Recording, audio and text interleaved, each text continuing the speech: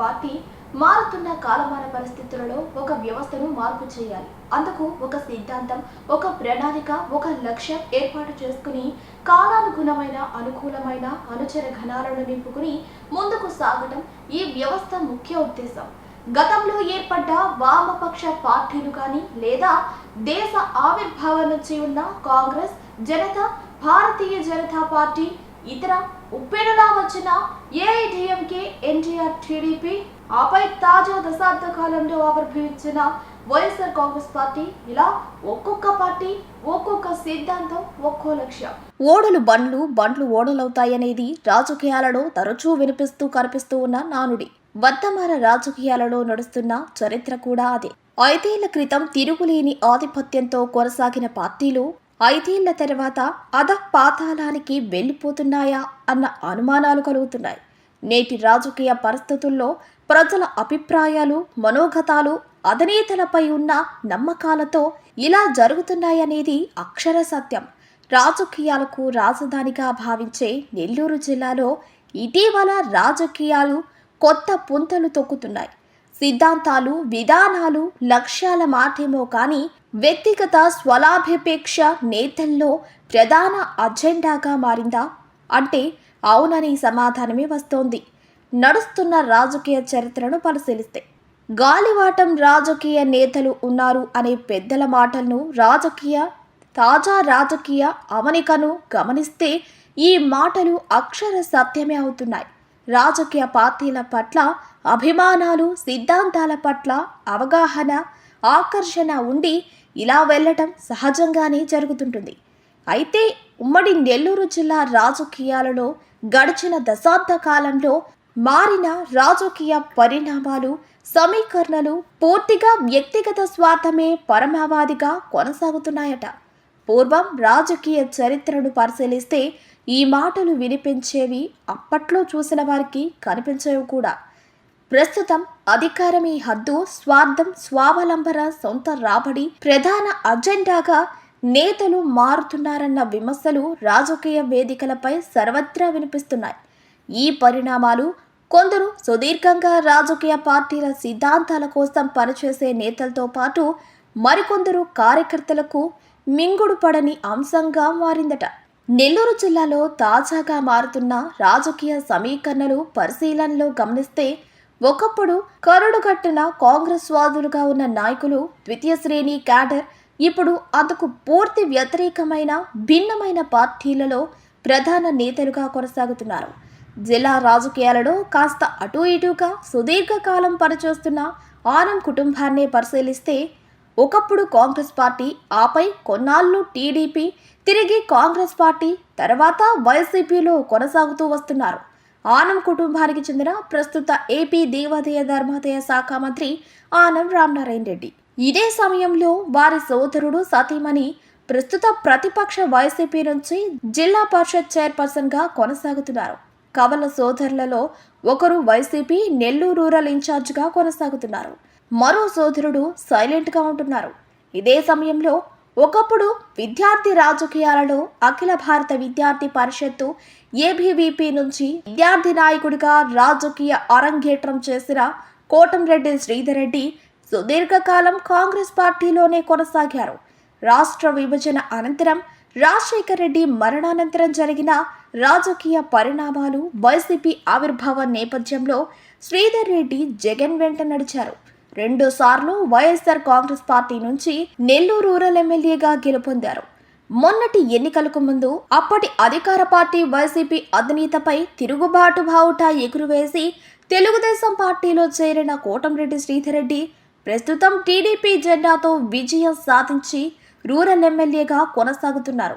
ఇదే తరహాలో ఆనం రామనారాయణ రెడ్డి, మాజీ మేయర్ అబ్దుల్ అజీజ్, మాజీ ఎమ్మెల్యే మేకపాటి చంద్రశేఖర్ రెడ్డిలు టీడీపీలో కొనసాగుతూ ఉన్నారు. గత ఎన్నికలకు ముందు వరకు ఒకప్పుడు కాంగ్రెస్ పార్టీ, ఆపై వైసీపీలో కొనసాగిన ప్రస్తుత కావలి ఎమ్మెల్యే దగ్గుమాటి వెంకటకృష్ణారెడ్డి సైతం ఎన్నికలకు ముందు టికెట్ కోసం టీడీపీ చెంతన చేరి ఆ పార్టీ జెండాతో కావలిలో ఎమ్మెల్యేగా విజయకేతనం ఎగురవేసి ప్రస్తుతం టీడీపీలో కొనసాగుతూ ఉన్నారు. ఇదే నియోజకవర్గంలో నుంచి ఒకసారి ఎమ్మెల్యే, ఆపై రాజ్యసభ సభ్యునిగా వైసీపీ నుంచి రాజ్యసభ సభ్యులుగా కొనసాగిన బీదా మస్తాన్ రావు ప్రస్తుతం టీడీపీలో చేరి తిరిగి ఎంపీగా రాజ్యసభలో అదే స్థానంలో కొనసాగుతూ ఉన్నారు.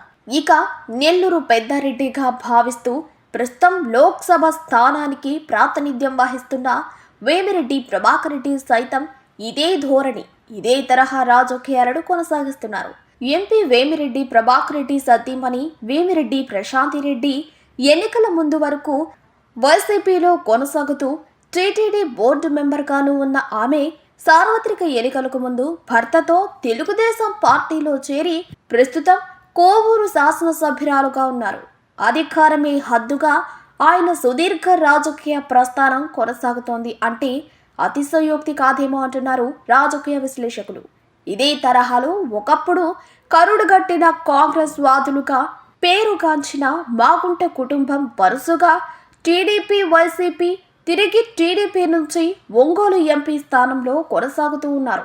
మొన్నటి సార్వత్రిక ఎన్నికలకు 6 నెలలు ముందుగా జరిగిన స్థానిక సంస్థల ఎన్నికలలో అప్పటి ప్రతిపక్ష పార్టీలను పూర్తిగా పక్కకు నెట్టి స్వీప్ చేసిన వైసీపీ ఇప్పుడు 1-2 చోట్ల మినహా మిగిలిన అన్ని చోట్ల ప్రతిపక్ష పాత్రకు పరిమితమైపోయింది. ఉమ్మడి నెల్లూరు జిల్లాలో సార్వత్రిక ఎన్నికలకు ముందు వెంకటగిరి, సూలూరుపేట, నాయుడుపేట, గూడూరు, కావలి, ఆత్మకూరు, బొచ్చిరెడ్డిపాలెంతో పాటు 54 డివిజన్లలో ఉన్న నెల్లూరు నగరపాలక సంస్థలో ప్రతిపక్షానికి తావే లేదన్నట్లుగా అప్పట్లో అధికార పక్షం నగరపాలక సంస్థ అధికారాన్ని కైవసం చేసుకుంది. రాష్ట్రంలో అధికార మార్పిడి జరిగిన మరుక్షణం నుంచి స్థానిక ప్రజాప్రతినిధులతో పాటు ప్రధాన నేతల అజెండా ఆలోచన పూర్తిగా మారిపోయింది. అధికారమే హద్దుగా అజెండా మార్చేశారు. ఎన్నికల ముందు వరకు వైసీపీ కండువా కప్పుకున్న కార్పొరేటర్లు, కౌన్సిలర్లు, జడ్పీటీసీలు, ఎంపీపీలు, ఎంపీటీసీలు 3 వంతులుగా జెండా మార్చేశారు. ఇందుకు కారణం స్వలాభాపేక్ష, అధికారమే హద్దు, అదే వ్యక్తిగత అజెండా అన్నది ఈ పరిమాణాలను బట్టి అర్థమవుతుందంటున్నారు రాజకీయ విశ్లేషకులు. అధికారమే హద్దుగా అజెండాలను మార్చటంతో దాని ఫలితాలను అనుభవిస్తున్న ప్రధాన నేతల నుంచి గ్రామస్థాయి గల్లీ లీడర్ల వరకు లాభాలు పొందుతున్నారు. ఇదే సమయంలో మొదటి నుంచి పార్టీల సిద్ధాంతాలు, లక్ష్యాలు ప్రధానంగా భావించే కొందరు నేతలు, పార్టీల సిద్ధాంతాలను నమ్మిన వ్యక్తులు, కార్యకర్తలు మాత్రం ఈ పరిణామాలను జీర్ణించుకోలేకపోతున్నారు. ముఖ్యంగా సిద్ధాంతాలకు కట్టుబడిన నేతలు, కార్యకర్తల పరిస్థితి అగమ్యగోచరంగా తయారైందట. మొన్నటి వరకు అధికార పక్షంలో ఉన్న వైసీపీని ఎదుర్కొని వారితో ఇబ్బందులు పడ్డ తాము ఇప్పుడు అధికార పక్షంలో ఉండి కూడా తమకు ప్రతిపక్ష బాధలు తప్పటం లేదంటూ ఆవేదన వ్యక్తం చేస్తున్నారట. గతంలో అధికార పార్టీ నుంచి ఇబ్బంది పడిన నాయకులు ప్రస్తుతం వలస వచ్చిన నాయకులకు అనుచరులుగా ఉండలేక వారిని విభేదించి మరికొన్ని కష్టాలు తెచ్చుకున్నట్లుగా ఆవేదన చెందుతున్నారు. అధికార పార్టీ కార్యాలయాల్లోనే ముఖ్యంగా ఉమ్మడి నెల్లూరు జిల్లాలో దాదాపు 4 నియోజకవర్గాలలో ఇదే పరిస్థితి కొనసాగుతుందని ఆ పార్టీ నేతలే బాహాటంగా చెబుతున్నారట. అర్ధబలం ఉంటే చాలు, అంగబలంతో పార్టీ ఉంటుంది అనేది తాజా రాజకీయ పరిస్థితులు స్పష్టం చేస్తున్నాయంటున్నారు తాజా రాజకీయాలను గమనిస్తున్న విశ్లేషకులు. డబ్బుంటే కొండ మీద కోతి దిగి వస్తుందనేది పాత సామెత అయితే ఇప్పుడు అదే అర్థబలం ఉంటే అధినేతల సైతం గతాన్ని వదిలి పార్టీల్లోకి రెడ్ కార్పెట్తో స్వాగతం పలుకుతున్నారనేది తాజా రాజకీయ పరిణామాలలో జరుగుతున్న పరిస్థితి అని ఉమ్మడి నెల్లూరు జిల్లాలో గతం నుంచి పార్టీ వెంట ఉన్న అనేక మంది తెలుగుదేశం పార్టీ సీనియర్ నాయకులు, కార్యకర్తల పరిస్థితి ఇప్పుడు అగమ్య గోచరంగా ఉందంటున్నారు ఆ పార్టీ నేతలు కొందరు. టీడీపీ కూటమి ప్రభుత్వం అధికారంలోకి వచ్చాక గతంలో తాము అధికార పక్షం నుంచి పడ్డ ఇబ్బందుల నుంచి బయటపడతాం, ప్రజా ప్రాతినిధ్యంలోకి అవకాశాలు కలుగుతాయి, లేదంటే ఏదైనా పార్టీ హోదా లభిస్తుంది, అదే లేదంటే ఏదో ఒక కార్పొరేషన్లో చైర్మన్ పదవి, లేదంటే డైరెక్టర్ పదవి, అది లేదంటే కొద్దిపాటి హోదా కలిగిన పార్టీ గుర్తింపైనా లభిస్తుంది అనుకుంటే అది లేదని కొందరు ఆవేదన చెందుతున్నారట అధికార పార్టీకి చెందిన నాయకులు, కార్యకర్తలు. మరి సిద్ధాంతాలు, పార్టీల విధానాలు అంటూ చెప్పుకొచ్చే అధినేతలు తాజా పరిణామాలపై ఎలా ఆలోచన చేస్తారో, పరిశీలన చేస్తారో కాలమే సమాధానం చెప్పాల్సి ఉంటుంది.